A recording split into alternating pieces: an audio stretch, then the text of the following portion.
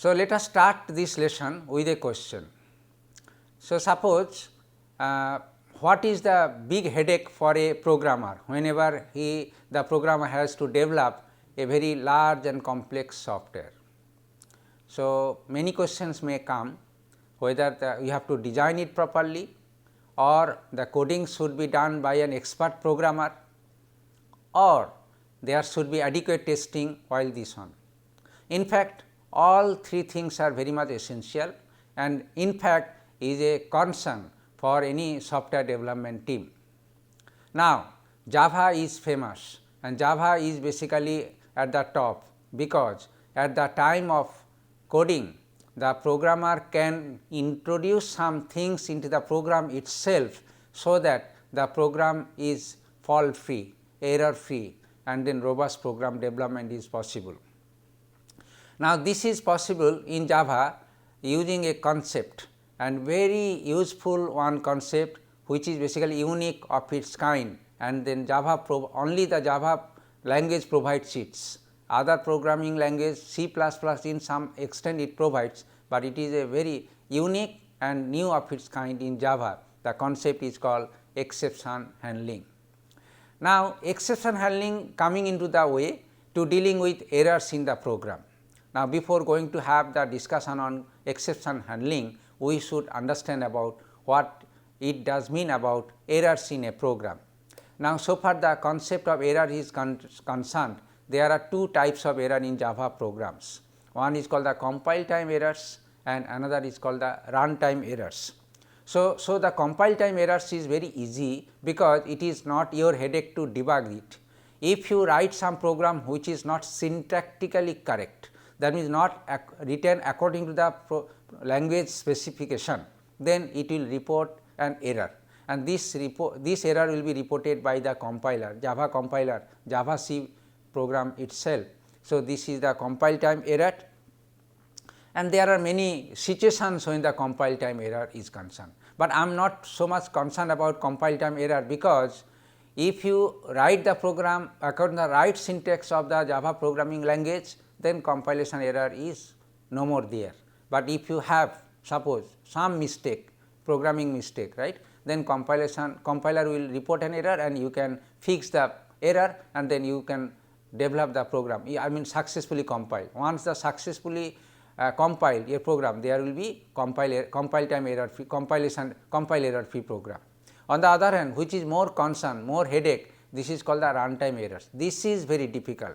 This is very difficult because Java program is written successfully, its compilation is successful, but while it is running the program, that time it does not give the correct output, or it is abrupt termination, or there may be some causes which damage some files stored in a database, or like this. So, these are the errors is very critical, and if we do not take care in a very sincere manner, then it leads to a many debacle there. So, many loss in many resource is concerned is due to this runtime error. So, that is why Java runtime error needs to be checked, needs to be controlled, needs to be maintained, manipulated properly. So, this lesson is basically dealing with this one. Now, let us have an idea about what is the compile time error and what is the runtime error. If we see this program, could you check the program and tell me what are the possible points or locations there it gives the compile time error. Okay, if I can help you, you can see I am pointing out. So, there is a location of the error, and here is the error, and here is the error, and here is the error. You can understand why these are the so many errors are there. These are errors because according to the Java syntax it is not written. On the other hand, if we see other program, may that we cannot find any errors here, this is correct in all sense, maybe that this is an error because in this class a public is not accessible, whatever it is there. And so, this is the idea here, and this is also we can find one error. You can tell me why this error? Because you have declared a method as abstract. Whenever you declare an abstract, no code should be included here. So, there are few errors, these are called compile time errors. So, when you try to compile this program, Java will specifically state in this line number this error, in this line number this error, in this line number is this whatever the things are there. You will report the line numbers, and for each line numbers whatever the compilation errors are detected will be reported to the programmer, so that programmer can correct it and then write, and then syntactically correct program can be written. So, this is the idea about compile time errors. Now, let us come to the example of, there are many situations when the compile time errors are there. From the last example you can understand that there are so many, only few of course, there are many reasons where the compile time errors are there. In fact, a Java programmer when starts his programming programming habits, then usually at the very beginning he faced many errors, compile time errors, and whenever he become experienced and then from beginners to little bit advanced, then expert, then he will be quickly able to see that this is the compile time error. Usually do not face compile time errors actually in the program. Now, so this is the compile time error, and then what is the runtime error? Let us have a look. Now, this is the one program we can see, and this basically if you see the program and if you compile it, this will compile successfully, because there is no error in this program so far the compilation is concerned. But whenever if you want to try to run this program, we will be able to see that all these input will be taken this program successfully, there will be no error. So, there will be runtime error, but there may be runtime error whenever we have to give some other input in the same program. For example, if we give this this input, then you will see this program reports an error. So, this basically is a unknown format error because of these statements, because this statement only take the integer, but you have passed as a floating point number and that will not allow. So, this is basically runtime error. So, what we can say is that so far the runtime error is concerned, the program can run for some input, but if it cannot run for all possible inputs, then it leads to runtime error. So, when you write the program, in this case for example, you have to define the program in such a way that if it works for this integer type data only, then you have to check it. If a user gives other type of input, then accordingly it will check it and then report it, so that that kind of input can be bypassed and then program can not terminated abnormally. So, this is the idea about runtime error is concerned. Again, like compile time error, there are many sources, many reasons that runtime error will occur here. I have mentioned only few some important things which usually occurs there, and there are many more. In fact, we will discuss in our while discussed about our robust Java program writing, then some errors will be discussed there. I have listed few errors which are usually common type of errors, but there may be many more errors are possible. Now, so these are the basically runtime errors. Now, this is very difficult, because while a program is writing, that time programmer has to take care of all possible checks that this one, but sometimes it is very tedious, and obviously the programmer's ability, that programmer cannot do all kind of checkings. So, in that case what is the way out? So, as a way out, Java provides a mechanism called handling errors and exception in Java program. So, it is basically the who will do it. Definitely compiler not do, compiler only check the syntactical error which reports as a compile time error. But this is the error and exception which basically occurs. I should not say exception at this stage, because I have not discussed any exception here. I can tell only error.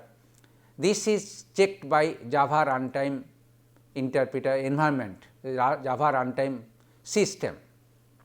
Now, Java runtime system whenever find an error is basically in lieu of abnormally terminating the program, then it basically throw an exception, and the Java programmer should have the facility to catch the exception, so that it can bypass this error, and then for the rest of the part it can be executed successfully if they are correct.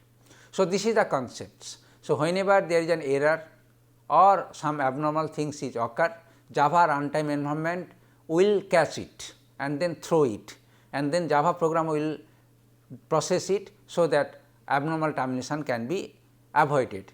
Now, here is an example. Suppose here is a method, suppose we have declared as integer x and y, and in some program by mistake user called this as a this one 1.54 and right. So, compilation error will not be reported here, but at the time of execution whenever input is 1.5 it will throw an exception. So, that this method cannot be invoked and then bypassed. As another example, here you can see whenever we have to perform an arithmetic operation like this one, and if suppose b and c, these are the two variables values is equal, then it basically gives rise to an error, it is called the divide by 0 error. And if you show in C programming, if there is a divide by 0 error, then the program will halt there without giving any output for the rest of the programs or whatever it is there. But in case of Java, if we can catch this one, or if this kind of error occur for this kind of situation, then Java runtime environment will throw an exception, and then with the catching this exception we can take care about this kind of errors in the program.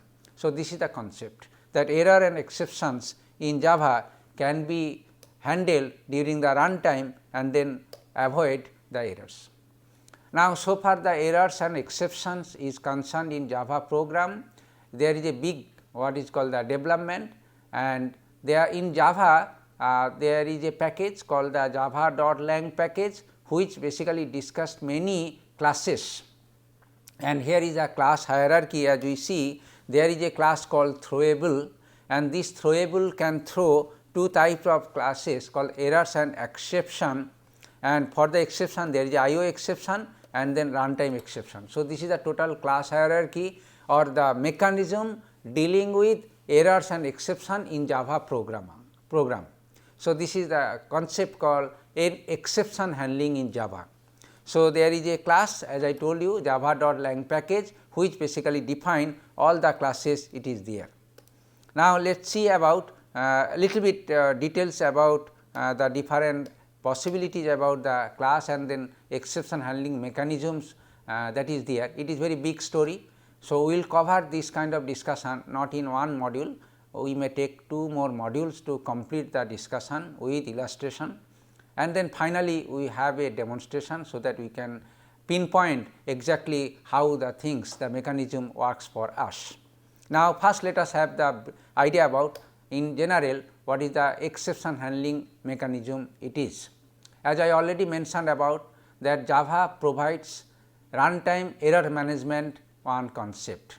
In fact, Java, this is the error management, there is memory management, and there is synchronization management. There are many other management schemes are implemented there. So, Java runtime error management is a policy, is a scheme which basically take care if there is any error occurs in the program. If there is any if there is any error that may occur in a program, it can catch it, and then this can provide a solution to guard the premature exit of the program, therefore, loss of other data or damaging of any system. So, regarding these things in Java, or I can say the Java exception mechanism handling mechanism is consist of 5 specific keywords. So, 5 keywords are called try, catch, throw, throws, and finally. So, these are the keyword like say class keyword, interface keyword, class, then extend keyword, like this one, these are the also keyword we have to embed into the program. Now, let us see how we can do all these things are there. In general, these are the keywords that we have already mentioned here can be embedded in a program. So, for example, say suppose we are declaring a method, these are beginning of the method, end of the method. And if we see this is the possible scope of error. So, that obviously as a programmer should know that okay, there may be chance. For example, here an user should give an input as an integer, but sometimes user by mistake or whatever it is can give other type of integer. So, we can have a check. So, like this one. So, we can put all check. Now, here is basically try will take care.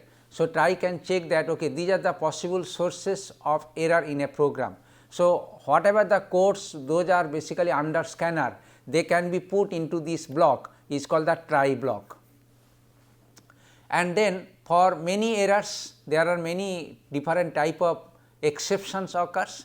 So, for each errors and corresponding the exception we can plan the catch. So, if it is a divide by zero error, if it is a null pointer error, if it is a out of bound error, whatever it is there, for each error we can mention the catch. That means, if an error occurs, this block will take care what to do. So, for each error there may be one or more block we can plan for it, and these are the finally right. So, it basically whatever it is error occurs or not, it will execute this one. So, finally, so this is the basic what is called the scheme. So far the handling exception is concerned in a Java program. So, we usually call try catch mechanism, try catch. Now, here also in addition to try catch, two more things is a throw. In other sense it is called the throws also there. So, throw can be put anywhere there. That means, explicitly if you have to throw an exception, as I told you, implicitly means Java runtime management, whenever Java runtime find an error, it will throw an exception, but sometimes you can, the programmer can explicitly throw an exception. So, this can be achieved by means of throw keyword. So, this is the basically in brief the concept of exception handling mechanism in Java, but now it is very important to discuss about each the block one by one, each concept one by one. Now, we can structure this concept in here is the 6 different way. That is, the exception handling can be done by using simple try catch. That means, only one try and one catch. There may be also one try with multiple catch. So, this is the simple try, then try with multiple catch, and then there may be multiple exception which can be caught by only one catch, that is also quite possible. And there are also possibility that whenever the exception occurs, it should finally execute some code. So, there is a concept called finally, and throwing the explicit exception. So, throws or throw in a block, and another is that nested try catch. That means, within the try catch we can define another try catch, within that try catch another. So, nesting. So, try catch within try catch. So, these are the different 6 different way of handling exceptions in Java. We will discuss all these cases one by one in our subsequent slides. Let us first discuss about simple try catch block. Now, typically a simple try catch block looks like which is shown here. So, this is the method that we are going to discuss here. As you can note that usually error occurs in a method. So, we are discussing in the context of method only. So, this is the method declaration. Now, in this method the statement which is basically the critical statement. So, this critical statement can be put under the try catch, that is okay. So, eventually in a very default sense for every statement we can write one try catch, then obviously, but it is very tedious and programs very bulky, okay, looks very clumsy and is not desirable. Only if you see that this is the possible errors, causes of error, then we can put that block, that code under the try catch. Now, so this is the try block, we will contains this is the code susceptible to cause an error, and then for that code at the end of this try we can put a catch. Now, here the syntax you should see, try is the keyword and beginning and ending, that is basically called the try block. So, this basically whenever an exception occurs, this will be basically check it. So, that is why if you do not put this one, if any exception occur, Java runtime manager will not be able to throw it, I mean handle it. So, that is why we should put it explicitly there. And then this is the catch, like this try, it is a keyword catch and it has also beginning and ending. That means, if an exception occurs, what are the next steps the program should do. So, this basically includes the code if an exception occurs. So, this is the idea about the concept of simple try catch block. Now, definitely it is okay if we have an example. So, the concept will be understood better. Now, let us have a simple example to discuss it on. Now, here let us have a look about the simple class it is there. We have defined one class, the name of the class is called divide 0, and here one function is declared, any function. This has two arguments, integer x and integer y, and here is the code. Now, and this is the main method, it is declared there. Now, okay, now we can see where is the source of error if you look at this program. Now, here you can see there is a source of error. Why? Because this method, any function can be called for any integer values, that is okay. It will work for any integer values. However, it will not work properly if the second integer is 0, because if second integer is 0, there is basically divide by 0, and no processing unit can deal with the divide by 0 error in a program. So, whenever y equals to 0, then if we put all these things under a try catch, then it will basically, if that situation occurs that y is 0, it will throw an exception, and then following catch will catch it and then do it whatever it is there. Now, see, this program is therefore not a robust program. So, what is the way that this program can be made robust?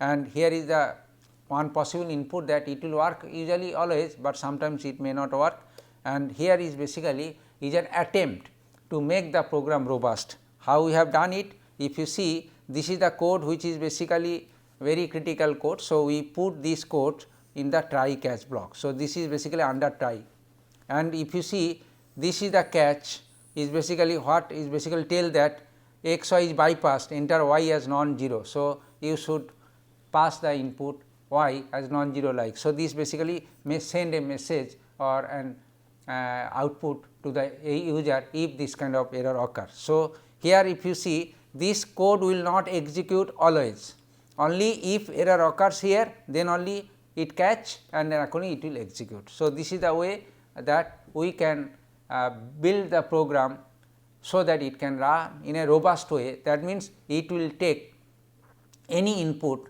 including 0, the second argument as an input also.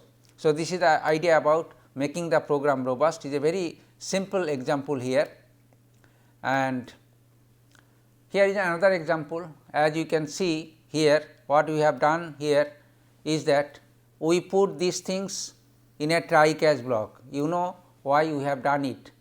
Definitely because this code will again leads to divide by 0 or occur for some input if b equals to c.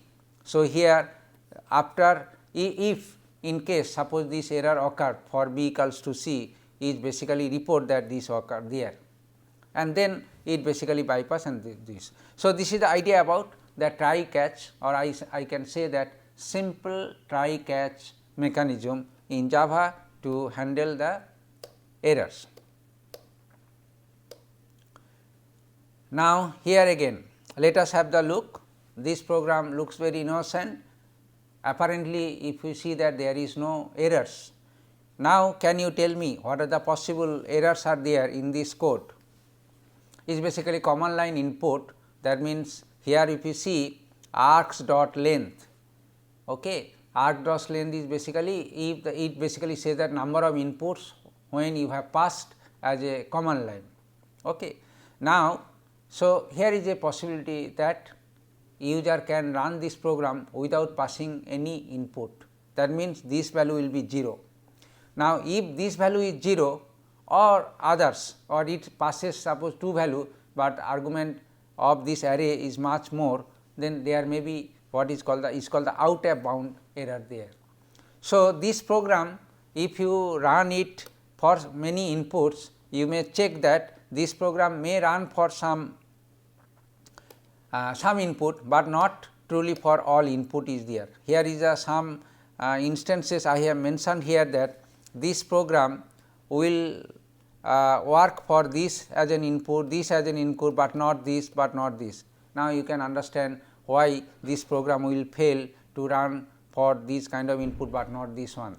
Anyway, so as a exception handling mechanism, it is our duty or responsibility so that all the inputs, if user gives, then this program still will work. That means, for the correct input it will definitely work correctly, but for the wrong input passed to the program, it should take care them and then report to the user accordingly. So, this is the concept of the try catch block in your Java program, the simple try catch block in the Java program. And here is the okay. So, earlier program was not robust because we check that this program does not work for all, and this is an attempt how we can make the program as a robust using try catch block here. So, it is basically try catch block to take the full guard of the errors that may occur, and whatever the input we have mentioned in the last execution, if we run this program with all the input, you will see this program will run. It will not give any abnormal termination of the program, and then we can say the program is robust. So, this is the idea about handling exception in a Java program, and as an example you can see this program if you run, it will work for you correctly, successfully. So, this is a basic introduction about the exception handling. There are many more features, many more things to be learned in so far the exception handling is concerned. So, basically the idea is that we have learned about try catch, but there are few more features basically there which makes more effective way of writing the program, and there are many more features so far exception handling is concerned. So, all these things will be discussed in our next module, and thank you for your attention. Thank you very much.